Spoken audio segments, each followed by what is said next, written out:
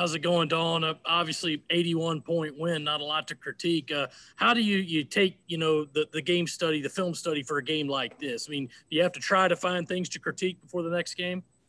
No, I mean, there were a whole lot of things that can critique.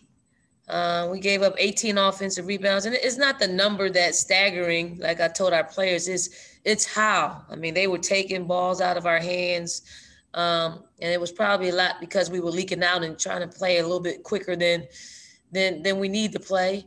I thought just fluid-wise, offensively, we had no flow in the first two quarters, and then in the third quarter and fourth quarters, we got a lot more flow, just ball movement and finding rhythm shots. But we got a long way to go. I mean, a really long way to go, and you see where the void of a Ty Harris, because Ty Harris can have those conversations in the locker room, in timeouts, and in a huddle where, for us as coaches, we have to fill that void until, everybody picks up something that they can be responsible for, whether it's energy, whether it's making sure we box out, making sure that, we're playing fluid basketball. All right, let's go to Greg, please, and then we'll go to Matt. Dawn, what did Victoria show you to earn that starting role, and I guess how pleased were you with her performance today? I mean, V has been just that, just a steady force. When you're productive, it's like if you're competing for a starting position, you gotta outproduce whoever it is that you're competing against. And Victoria never let up. You'd have to, hit all your outside shots. You'd have to, make sure that, you're out hustling Victoria. It is a healthy competition that you really have to look at. Just as a competitor, you got to see who that is that competes at your position, and you got to be productive, and you also have to give yourself an edge in some other area. And V she was relentless in rebounding, putbacks. She didn't really shoot any mid-range shots. She's efficient shooting mid-range shots. So, and she's a junior. She's been around our program a long time, so she understands what we want and what we're looking for. And it's nothing to take away from LA or E. It's just that, she just shows up and does it night in and night out and doesn't have any bad days. Okay, Matt, and then we'll go to Keith. Coach, I know we previewed and we talked about the attendance so much going into it, but now that you actually kind of experienced what it was like with the seating capacity, what was it like for you? Because I know for us here, it was very weird. Weird is probably right on. It's hard. It's hard after you've built such a strong fan base to actually completely seeing no fans and just cutouts. And we appreciate that. But the cutouts can't talk. I wish they had made them with, some voice activations. But I just overall, I get back to my phone and I see so many coaches texting like their game got canceled 7 hours before it was to start because of COVID.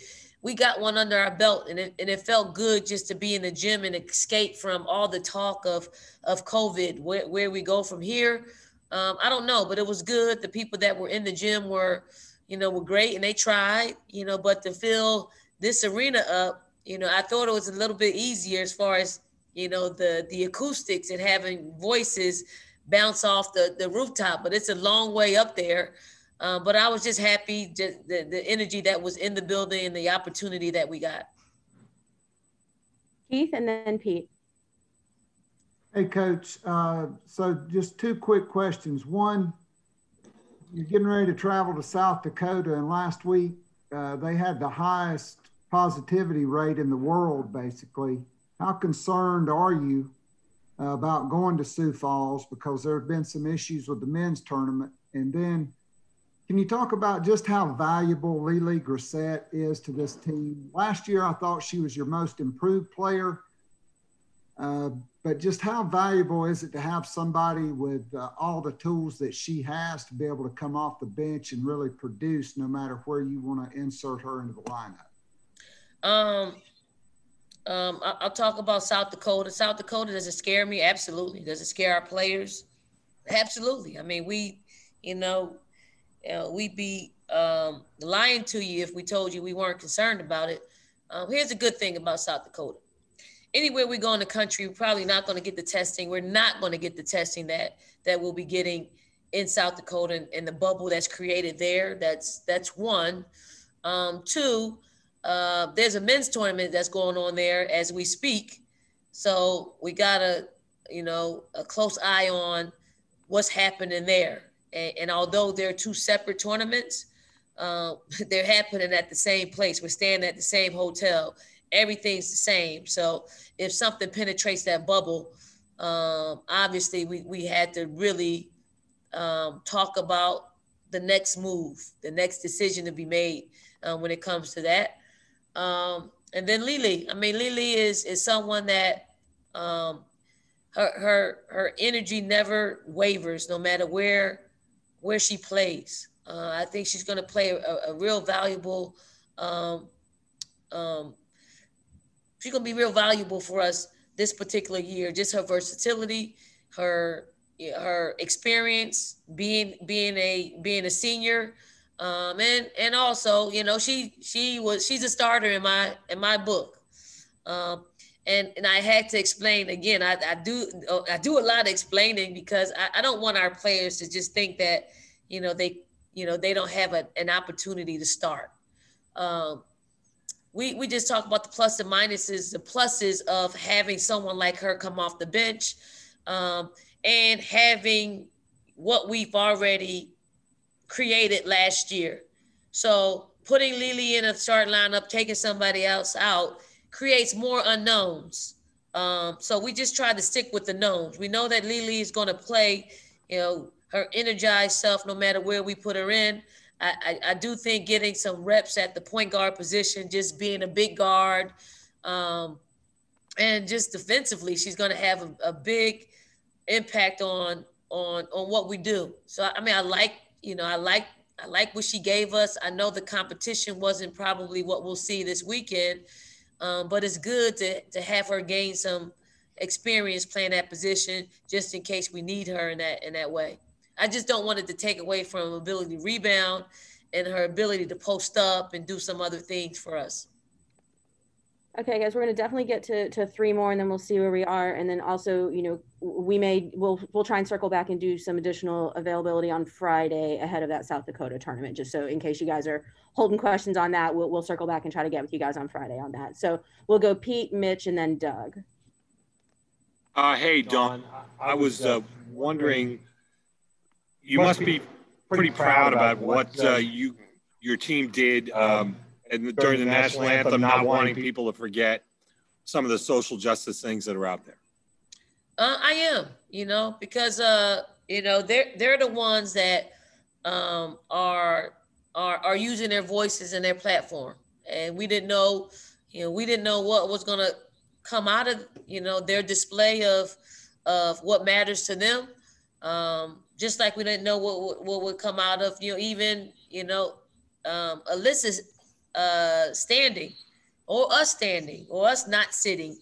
I mean, that's what they wanted to do. They talked about it as a group outside of the coaches, and we were going to support them no matter what they decided to do. But I'm glad that they put themselves in a position of utilizing their voices and utilizing the things, their constitutional, their first right amendment. And I heard a boo. I heard some other stories about someone's not coming back. That's what matters to them. The people that booed and the people that aren't coming back.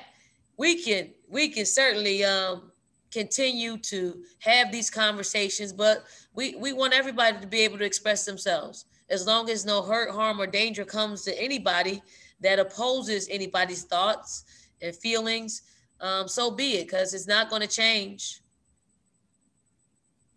Mitch and then Doug. Thanks for doing this, Don. You mentioned having your players be versatile this year, be ready for different positions. You were able to get 11 players in the game today, and in a pandemic, in a year like this, how important is it for you to make sure that you have 10 players that you can rely on just in case anything happens? That is key. I think all of our practices have been geared towards giving a lot of players reps, much more reps than the entire team has gotten, more reps than they've gotten in probably a couple of years. And, is that COVID related? Probably not, but it's more related to the progress that each individual player decided to, say, hey, I'm going to take matters out of coach's hands and I'm going to put it in my hands and say, hey, I'm gonna improve and see where that gets me. And obviously it got them in the game a lot sooner than they've been in, and hopefully that continues. Doug, go ahead. Hey, Coach, good to see you.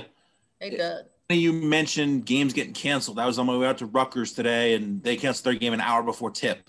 And I'm just curious. Coach Stringer's starting her 50th season coaching, which is an insane number to think about.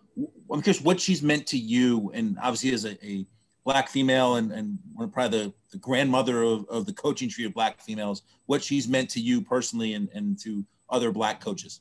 Coach Stringer has been, she's traveled the road that we don't have to travel.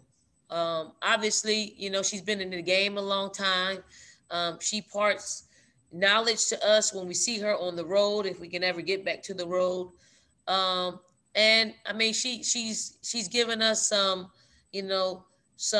she's equipped us with some knowledge that we'll need as we travel down and see different things as black coaches. And for her, it wouldn't be a lot of us if she is not as successful as she is.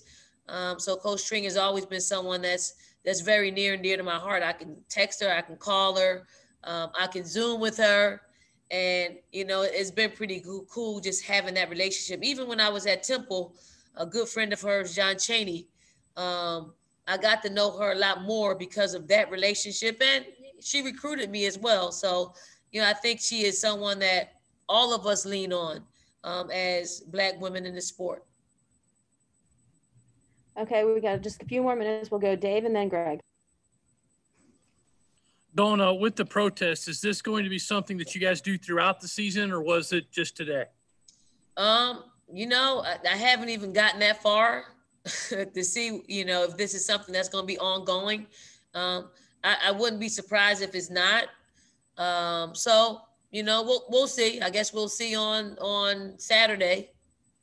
But I think our players really understand in doing this, that it's gonna maybe cause some angst somewhere, somewhere out there in the universe or nearby. They're ready. They're ready to answer the questions that will come with it, and they're ready for the backlash, and they're ready for the pats on the back that come with it. All right, Greg, go ahead. Hey, Coach, what'd you see from Anaya Russell in her first game today? Anaya, I've been on Anaya for as long as she's been here. You see the skill set, you see the court vision, you see all the, the good qualities of why we recruited her and we wanted her to be a Gamecock. And I just thought her pick and roll action, her ability to break the defense down, her ability to dribble the basketball, to stretch the floor out. That is without question what she brings to the table. If she's got to continue to connect days and connect practices, but it does show me that she's definitely a gamer. But she needs experience. And today was a good day for her to get that experience, and hopefully she can continue to help us in that way. All right, last question goes to Chandler. Hey, Coach, congrats on the win today. Just talk to us a little bit about just, you guys were the #1 team last year, and then the season ended, of course, because of COVID. Just talk to us about just your excitement to get back on the sidelines coaching, and then the team's excitement this whole summer, fall, all that to get back on the court? I mean, it's pretty cool, you know. We don't talk a whole lot about last year. We're just going to continue to move forward. So it's great to be back in Colonial Life Arena. It's great to be back with just a few fans that were able to attend the game. It's great to be in the huddle. It's great to be back in the locker room, talking to our players and trying to get them to understand what it takes to compete at a very high level every time that we step on the floor. It was great to just have that 2 hours of escape. And, you know, hopefully we can continue. I mean, hopefully we can continue to play more games and get more experience. And we hope that's the same for everybody across the country, you know, although there are games being canceled all over the place. All right, thank you, Coach. Thanks, everybody. Thanks, Dawn. Thanks, Happy Thanksgiving. Thanksgiving. Happy Thanksgiving. Thanks, Coach.